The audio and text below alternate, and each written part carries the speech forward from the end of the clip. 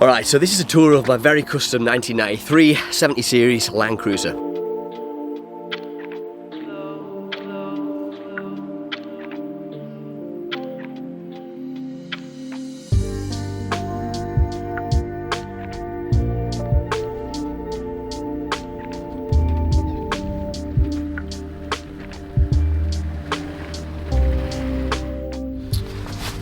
Alright, so I'm in the cruiser right now.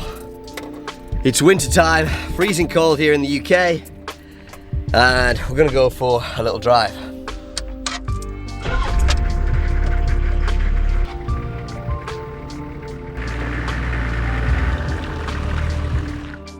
A Land Cruiser tour is one of the most requested videos I get in the comments. I wanted to make this video, but I want to preface it by saying that the Land Cruiser is tired.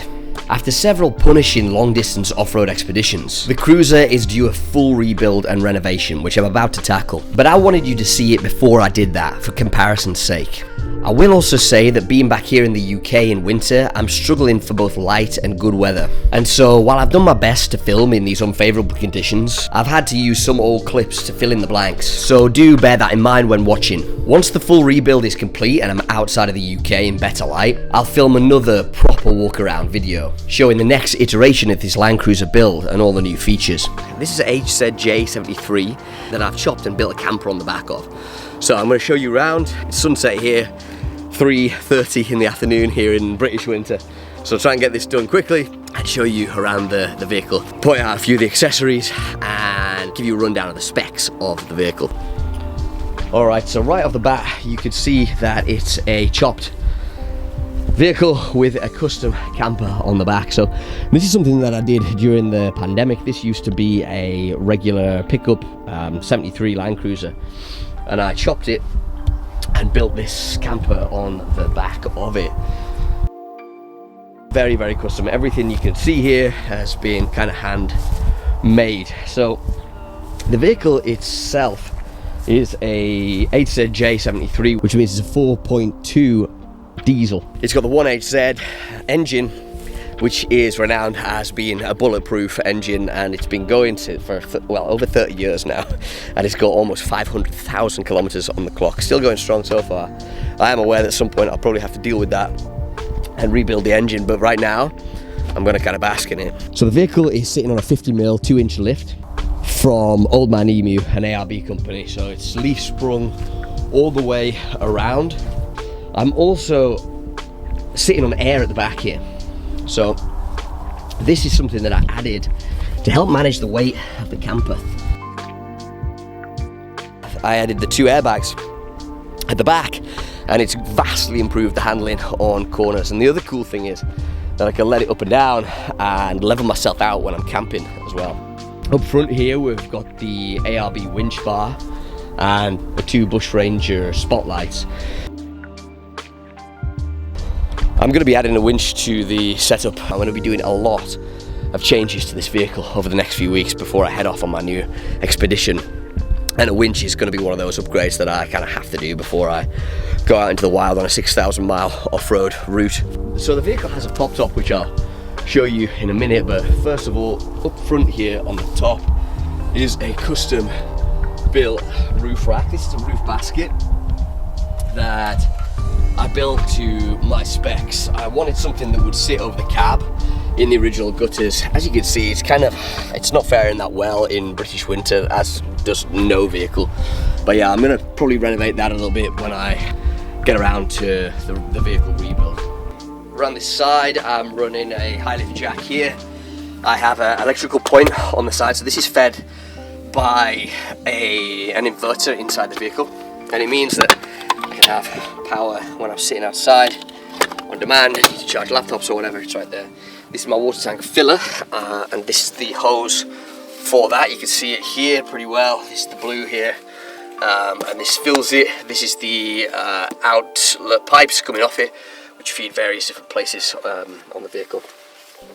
So this Cruiser has a custom side-out exhaust system. I built this myself. It's a little bit worse for wear these days. I'm going to need to remake this at some point because I used all the original piping. This muffler's new, But I did this so that I could put a water tank underneath the car. Previously there was a big muffler under here that ran all the way through, and I wanted to run a water tank. So under here I have a 70 litre fresh water tank which is fed by a 12-volt pump. It's plumbed into several different points on the vehicle so that I can take a shower off the side, wash up inside. I have hot water on demand with a heat exchanger system, which I'll show you in a minute. So yeah, it's actually life-changing, honestly, for camping and stuff.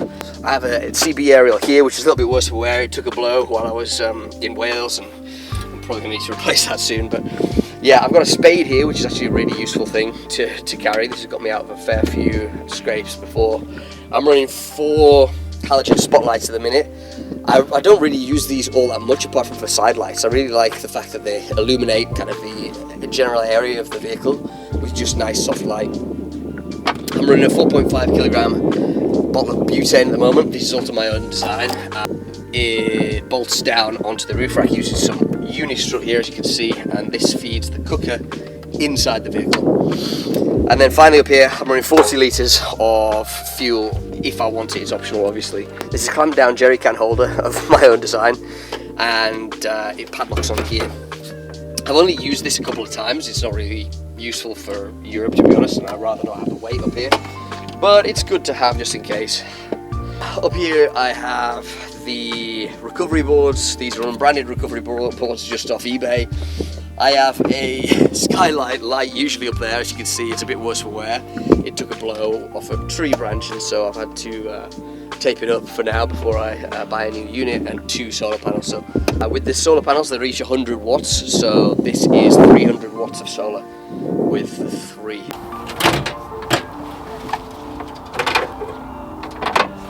So under the bonnet here is the 4.2 block. This is the big old diesel beast, inline, straight 6, and 2 starter batteries. This is actually a 24-volt cruiser. So this was a kind of very short period in time, Euro spec Land Cruiser, in which they decided to build them 24-volt, and it's kind of a pain in the ass for accessories, but it does make the system really robust. So it requires 2 batteries to run this vehicle. Right here is probably my favourite modification on this vehicle, and it's a heat exchanger. So this allows me to have hot water anywhere in the world. It's plumbed in line through this hose to the vehicle coolant system. These hoses here are fed by a 12-volt pump from the tank underneath, and it means that at any point, as long as the engine's warm or running, I can have hot water. So it means hot showers, washing dishes and stuff. It's just so much better when camping this way. So the Cruiser has a custom pop top, and I'm going to show you how that works right now.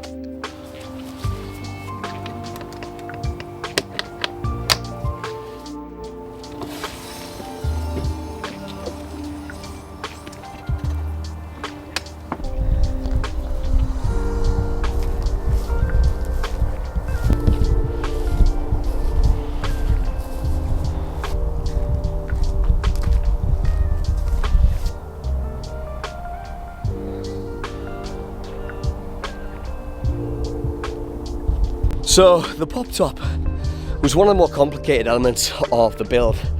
I built all the metalwork and everything of the camper myself with the help of my friend Ben, but I'm not very au fait with fabric or anything like that, and so this was something that was kind of really difficult for me to wrap my head around. And fortunately my mum has kind of like a bit of a background in dressmaking and making curtains and adjusting kind of garments and stuff, and she agreed to take on this gargantuan task that is the pop top, and she did an incredible job. You know, just figuring out all the little idiosyncrasies was such a difficult task, and we managed to kind of figure out the attachment on top and bottom, little rain drip at the bottom there like you can see, and also the side windows, which are zipped on the inside. So shout out to my mum on that one, she did a fantastic job.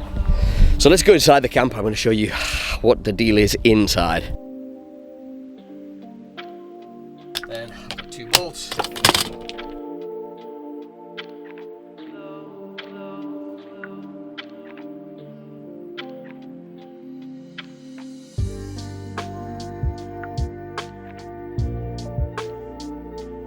let's go inside. Okay, so this is the interior of the camper. So this here is my bench where I sit. It's got storage underneath, obviously, and my leisure battery system is in there. I'll show you that in a minute. I keep all my tools and pretty much everything to do with the car, I keep underneath the bench seats. This is my control center. So you'll see here things get a lot lighter. This is my 12-volt water pump. You can hear that there. And the rest are just waiting to be wired in. I've got nothing on these other switches right now. This is my water gauge, a USB charger, 12-volt gauge, and also another 12-volt gauge here. These windows that I was talking about from outside, so these zip all the way down like that, and then both sides of the camper open up, so you got a full view of the outside when you're inside the camper here. This back piece, it opens up as well, but I'm yet to have the steel pegs that I need for pegging it out, so I'm going to try and get those done before I depart on my next trip as well. The camper in here is pretty good. It doesn't need all that much in the way of renovations. As you can see, it's pretty nice. So on the side here, it's kind of an unassuming little shelf. It's tambour door, and this pulls right the way back. So usually I've got sparkling water in here right now, but I keep all my clothing in here. It's like a super useful space because it goes kind of all the way down, you know, right down the side. So this is a tiny camper setup. So this space is super useful to have.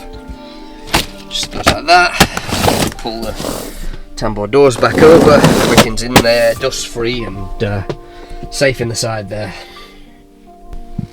So at the back here, just got a little shelf here, usually for my beer. This is the primary plug socket point outlet that I use to charge my laptops and such like, and a USB here again. So up here I keep all my cooking stuff. So obviously kitchen towel, cooking oil, spatula and stuff, hand soap. This is a double unit, so it's this is a unit from Dometic. It's a sink and cooker unit. So it's really cool. This thing comes up. It's actually not attached right now because I was doing some repairs on the tap. But here I have hot and cold water given the heat exchangers on, and you can plug this up and do your washing up. It's so much nicer than trying to do washing up while you're camping hunched over a bowl or something along those lines. This here is my gas cooker setup, which is, I'll show you, it goes like this.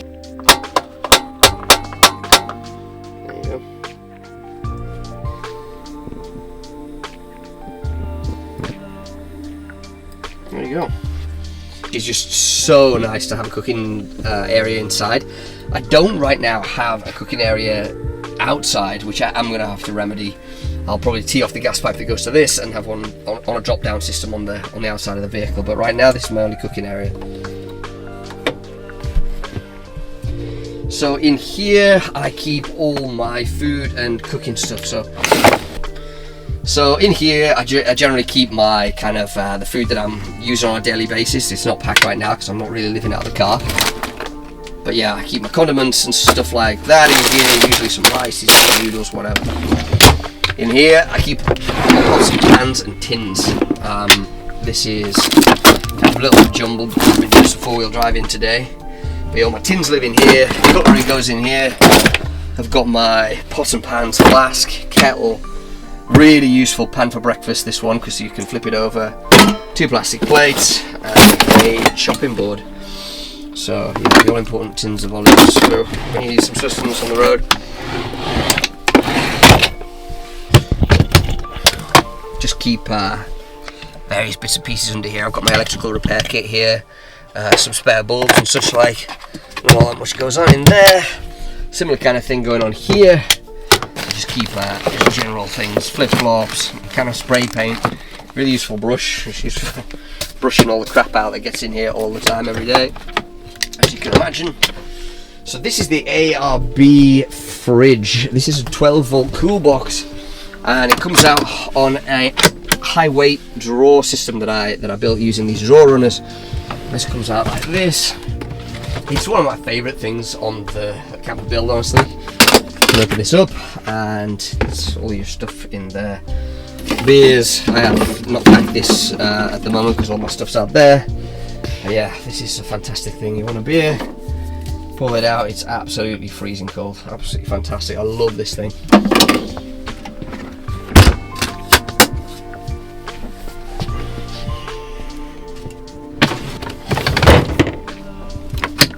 When you're not using it, it just goes away like that. In here, so in this drawer, it's kind of like my generalised just crap drawer. Just a selection of kind of lighters, knives, knife sharpener here, a bunch of cables under here, my mirror, hi. I have some alternate filters for my bush rangers up here. These are flood. The ones on there I've got are spotlights and camera chargers. I've got my manual here, so when I'm doing jobs and such like, I can refer to the manual. So yeah, it all lives in here. Civilized little drawer. So right here I've got a control box. I currently have a Wanderer solar charge controller. This is all going to change pretty soon. As you can see, I'm kind of in the process of changing this right now. Excuse all the wires. What I do for heat in the camper is use a night heater, a diesel night heater. So this is the control module here for that. It's a really simple situation. You just press that button and it's going to put the heater on. The night heater the night heater itself is under this compartment under the chair. So at the back here I've got my compressor kit, I've got some jump leads and my grill. So in here I have my 12-volt pump. This is my water pump, so this runs the entire camper for water. So it draws from the 70 litre tank down below. I've got a little filter on there. It pumps it up to the sink. I've got a point outside, and it also, from the red hose, pumps through to the engine bay to the heat exchanger, which I showed you under the bonnet. Under here, I have the night heater. So this is my diesel heater. It lives under here, and again, I hardly even look at this thing. So yeah, I've got my control in there, which you just press a button on here. It pulls air from here down in the underneath my seat, heats it and recirculates it right out of here. So yeah, that fits right back onto there. This is the outlet for it. So you can rotate this thing and it's unbelievable how quickly it heats this place up. It's absolutely amazing. I wouldn't live without it now. I built a bed system which drops down from the camper ceiling. This creates a comfortable sleeping platform inside the camper with a double mattress that lives there permanently. When I'm not using the bed, it can be pushed up on a hinge system and stowed away against the pop-top ceiling. This gets the bed out of the way and creates a large living space inside the camper.